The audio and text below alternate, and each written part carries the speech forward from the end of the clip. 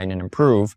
And that's just like a very strong upper bound limit for the compute capability and capacity for these models. So by definition, like if you believe in like continued exponential scaling, it gets pretty hard unless you have like an exponential scaling of the supply chain as well, which is something that, again, economically speaking, is not really feasible today. So compute is both the pinch point today. Obviously, we see how much NVIDIA chips sell for and how much startups want them, but is also just a clear limiting factor to the exponential growth scenario. Data is as well. So I think a lot of people have observed that like is there more pre-training data out there? Have we run out of high quality tokens?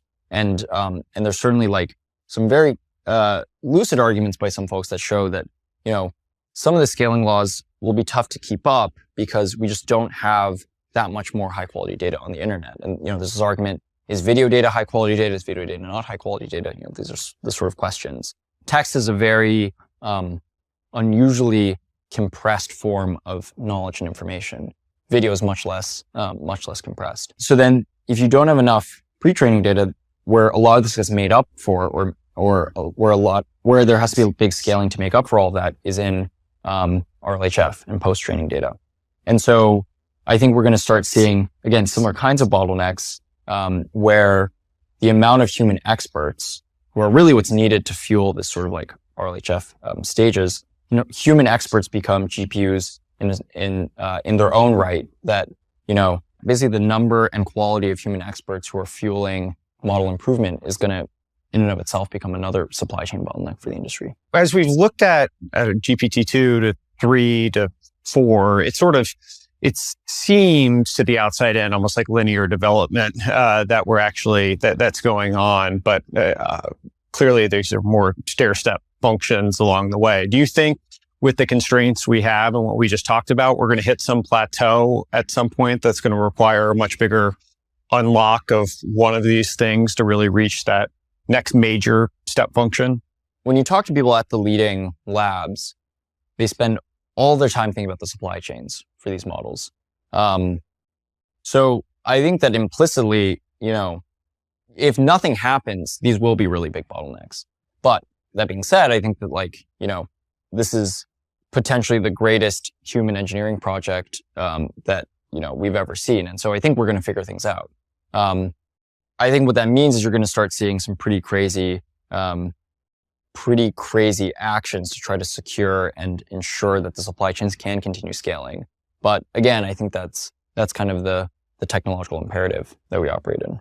Do you think we're under appreciating as a society the reliance on Taiwan and the political position that Taiwanese find themselves in there and what that means for artificial intelligence for us? One very clear indication of the degree to which we don't appreciate it is just in the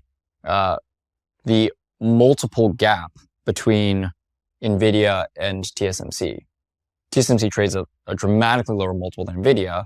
NVIDIA is a higher margin company, of course, so some of it's it's very well deserved. But TSMC, I think from my talking with public market investors, they get dinged because of this geopolitical risk. What happens? Taiwan is just at the sort of this pressure point for the world. What's your perspective on open source versus closed source models? It seems to be a big debate these days. Do you have any opinions on that?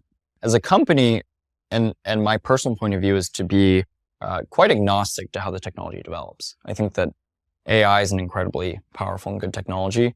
I think that all development on these models is great, and as long as you have safe open source development as well as safe closed source development. I mean, both can be done poorly and unsafely, and both can be done safely and well. And if you have safe development on both, it's great.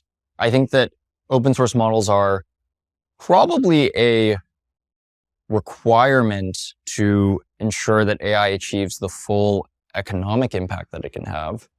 There's a lot of scenarios where you need you just don't have very much compute.